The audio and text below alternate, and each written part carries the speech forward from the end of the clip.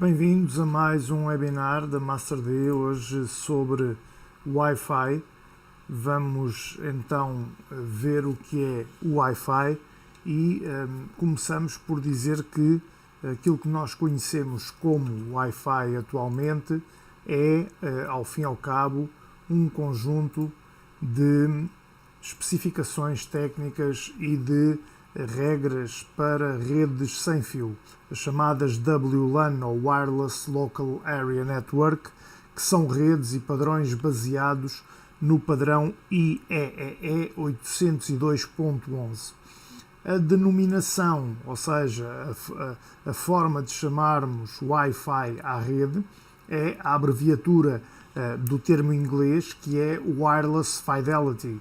Ou seja, o Wireless Fidelity é a fidelidade wireless das transmissões e que permitem transmitir então via aérea, sem necessidade de recorrer a dispositivos físicos como cabos, a nosso sinal de rede de forma local e até de forma mais ampla. Além de permitir que os dispositivos comuniquem dentro da tal rede wireless, esta tecnologia Wi-Fi vai permitir também que os equipamentos tenham acesso a outros equipamentos e à internet. A rede sem fios é normalmente obtida através daquilo que chamamos o router Wi-Fi e normalmente estes routers conseguem transmitir logo o sinal de internet também para a rede Wi-Fi.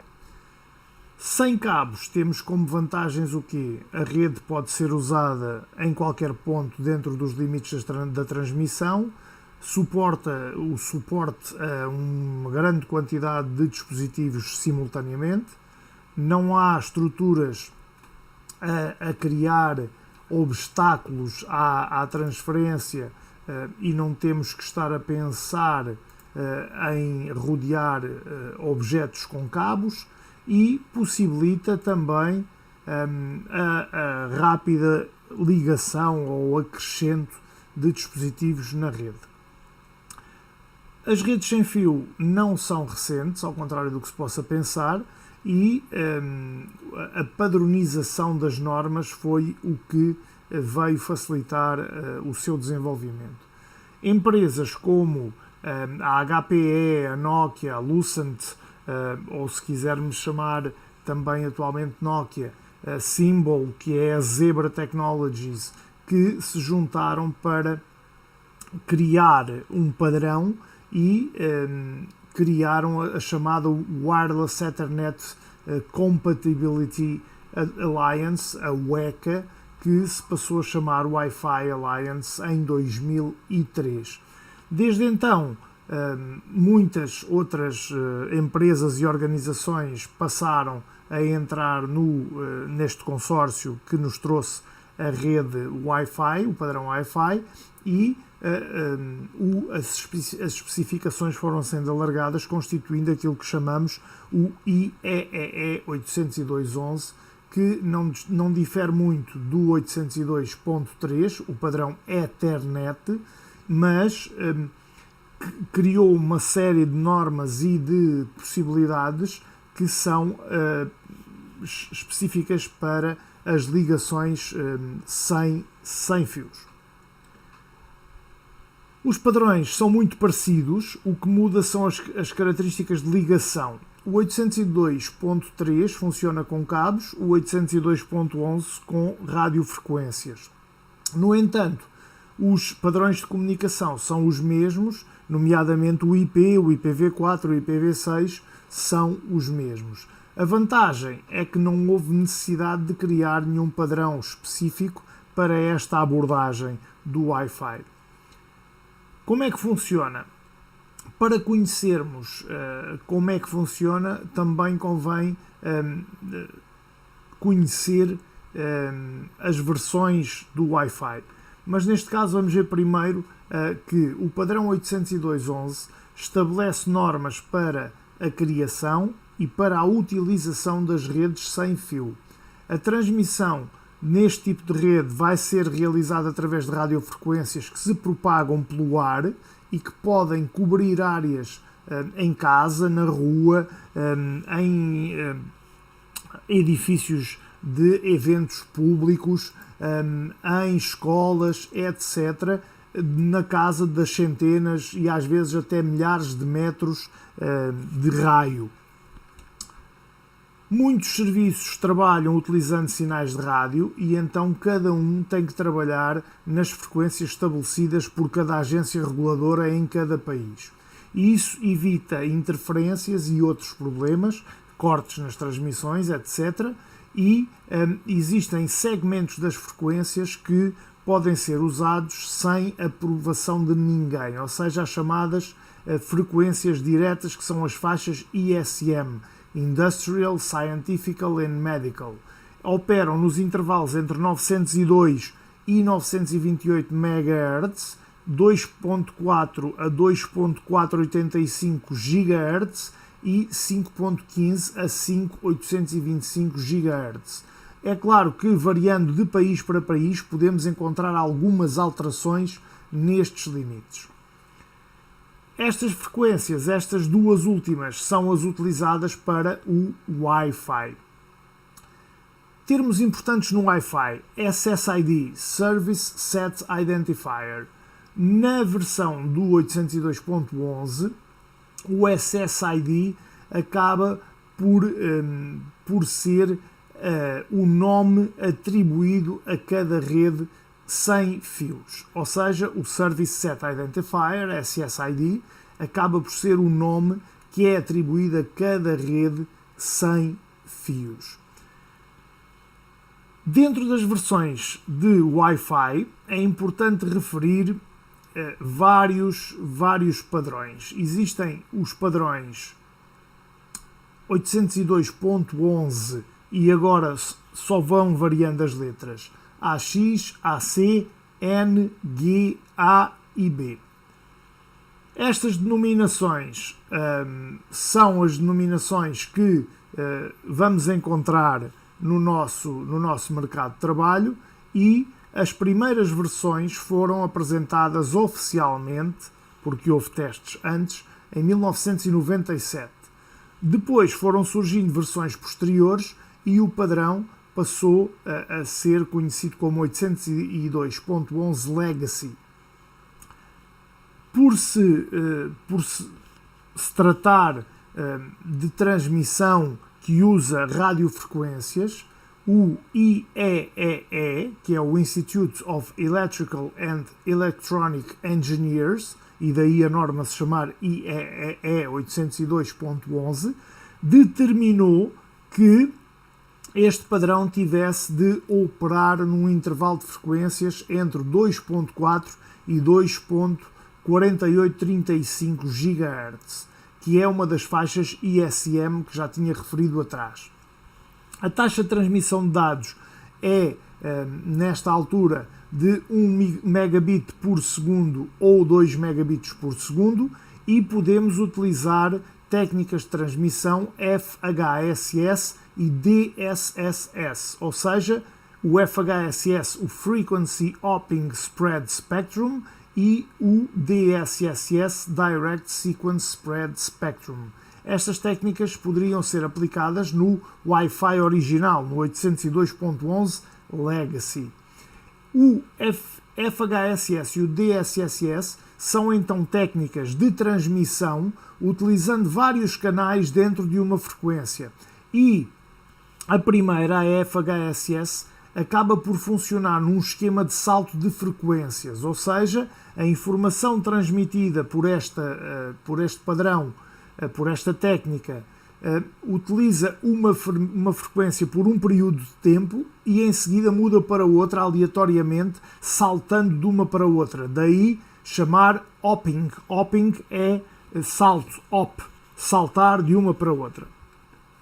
A DSSS tem uma proposta parecida, ou seja, uma forma de trabalhar parecido, mas vai mudando os canais seguindo uma forma sequencial. Daí também o nome Direct Sequence. Sequence porque é sequencial. Em 99 passa a aparecer o 802.11b, que passa a ter a possibilidade das ligações serem estabelecidas não só a 1 megabit por segundo ou a 2 megabits por segundo, mas também a 5.5 megabits por segundo e 11 megabits por segundo. O intervalo é o original, o mesmo do Legacy, usa apenas DSSS, porque o FHSS não vai suportar as regras, as normas estabelecidas pela FCC, que é a Federal Communications Commission, quando vai trabalhar acima de 2 megabits por segundo. Então é abandonado aqui o FHSS e fica apenas o DSSS, o Direct Sequence. Para trabalhar a 5.5 megabits ou a 11 megabits por segundo, o 802.11b vai utilizar aquilo que se chama a técnica Complementary Code Keying, ou seja, o CCK. Esta técnica é uma técnica de codificação e vai permitir que, teoricamente, a cobertura de uma transmissão no padrão B chegue a 400 metros em ambientes abertos e 50 metros, mais ou menos, em ambientes fechados. No entanto, o alcance pode ser reduzido por interferências, por fatores naturais que possam impedir a propagação da transferência. É importante perceber que o padrão B, o padrão 802.11b, pode fazer diminuir até chegar a 1 megabit por segundo, de acordo com variação dentro do próprio padrão. O 802.11a, que foi disponibilizado no final de 99, mais ou menos na mesma altura do 802.11b, pode trabalhar a partir dos 6 megabits por segundo e vai até 54 megabits por segundo. Durante muitos anos, este padrão, o padrão A, foi o padrão que dominou o mercado e permitiu trabalhar em velocidades até 54 megabits por segundo. O alcance de cerca de 50 metros também em locais fechados, mas a trabalhar num raio de frequências de 5 GHz até com canais de 20 MHz dentro dessa faixa, ou seja, dividindo os 5 GHz da frequência em canais de 20 MHz. O uso desta frequência acaba por ser também melhor porque há menos possibilidades de interferência e isto também permite as maiores velocidades. A frequência 5 GHz na altura, podia trazer problemas, como, por exemplo, a comunicação com dispositivos que funcionassem nos padrões anteriores e também o risco de maior redução no raio de transmissão. Isto, estamos a falar do padrão 802.11a, que foi durante muito tempo aquele que dominou o mercado. Importante, em vez de usar o DSSS ou o FHSS, este padrão A faz utilização de OFDM. OFDM significa Orthogonal Frequency Division Multiplexing e consiste em dividir a informação em vários pacotes de dados, vários conjuntos de dados que são transmitidos simultaneamente em diferentes frequências. Estas frequências vão ser acedidas para impedir que uma interfira com a outra e o OFDM passa a ser muito fiável e muito funcional. Em seguida surge o padrão G, o padrão 802.11G, e este padrão foi apresentado em 2003, sendo o sucessor natural dos anteriores. É completamente compatível com os anteriores e vai trabalhar em taxas máximas de transmissão já bastante atrativas, sendo que o 802.11G já vai transmitir até 54 megabits por segundo, mas vai operar em frequências mais baixas, com canais de 20 MHz, possuindo a mesma capacidade de cobertura do seu antecessor. A técnica de transmissão deste padrão também é o OFDM, mas quando é preciso comunicar com placas ou com dispositivos que ainda usam o padrão B, a técnica passa a ser o DSSS, ou seja, o padrão G é compatível com o A e com o B, e neste caso muito mais, um range mais alargado. Surge mais tarde o 802.11n e isto vem em 2004 e os dispositivos passaram a funcionar em MIMO, que é Multiple Input, Multiple Output, que aumenta muito as taxas de transferência de dados, porque combina várias vias de transmissão, entre elas antenas, e assim os routers Wi-Fi podem contar com 2, 3, 4, 5 emissores, receptores para fazer funcionar a rede.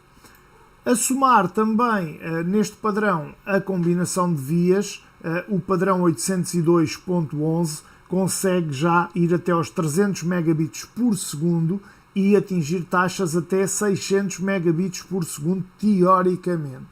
No modo de transmissão mais simples, apenas com uma via, facilmente chega aos 150 megabits por segundo. No que diz respeito às frequências, trabalha também entre 2.4 GHz e 5 GHz, torna-o compatível com os padrões anteriores, incluindo também o A, e cada canal vai duplicar a largura dos 20 MHz dos anteriores para os 40 MHz. A técnica de transmissão é o OFDM também, mas com alterações por causa do MIMO, e então passa a ser muitas vezes conhecido como MIMO OFDM. Este padrão em céu aberto pode ir até 400 metros de alcance. O sucessor do padrão 802.11n é o padrão 812.11ac e vai aparecer ou vai estar concluído em 2013. A principal vantagem em relação aos outros antes é a transmissão de até 433 megabits por segundo no modo mais simples, mas pode ir até aos 6 gigabits por segundo em modo avançado, utilizando várias vias de transmissão.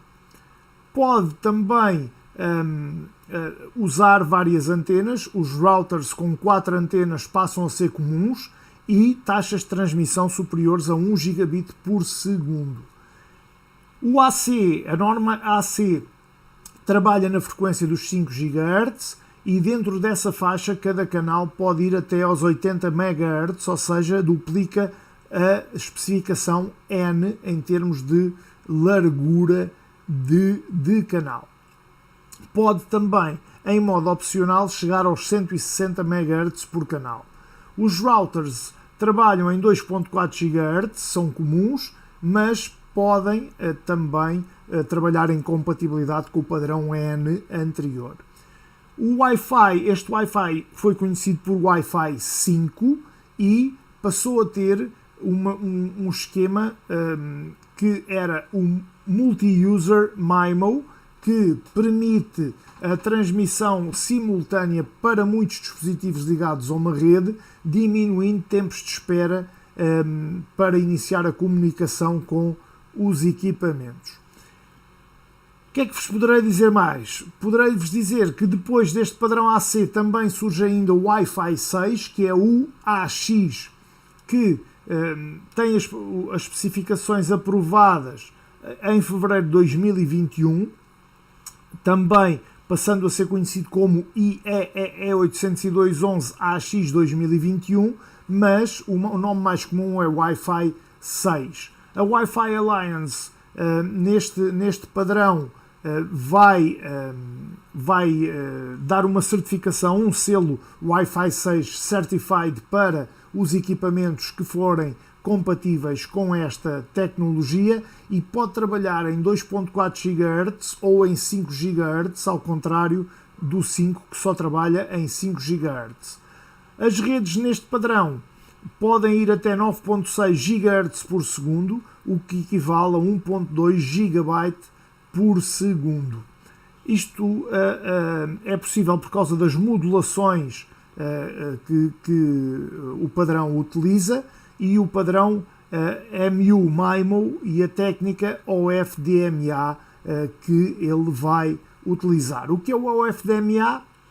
O OFDMA é uma evolução do OFDM e é Orthogonal Frequency Division Multiple Access, o que é uma versão ampliada do OFDM, que em vez de dividir os pacotes para um único utilizador, vai fazê-lo para múltiplos utilizadores.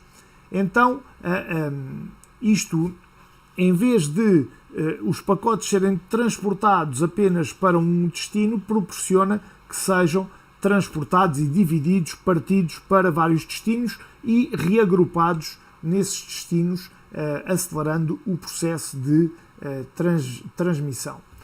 No início deste ano foi aprovado um segundo padrão 6, o 6E, e é uma extensão do 6 com a pretensão de ir até aos 6 GHz em termos de frequências. Outros padrões não... ok, segurança. Segurança, WEP, WPA e WPS. WEP significa Wired Equivalent Privacy.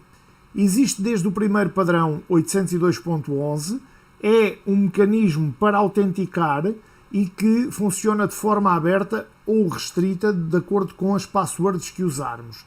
Na forma aberta, qualquer dispositivo se consegue ligar.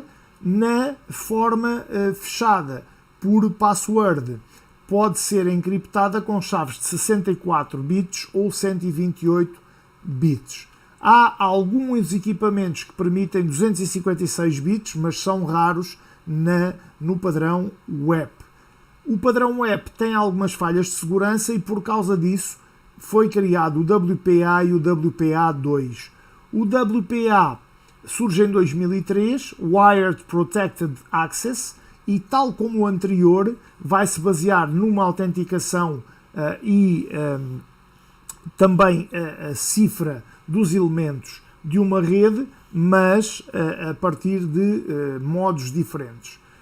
Ele usa um protocolo que é o TKIP, o Temporal Key Integrity Protocol, que também é conhecido como WEP2, e essa chave de 128 bits nesse protocolo TKIP é usado e combinado com o MAC address, que é um código único de cada dispositivo de rede, e criando aqui um reforço da segurança. Como não há MAC addresses idênticos, acabamos por obter uma sequência específica para cada dispositivo e não há passphrases idênticas. WPA2.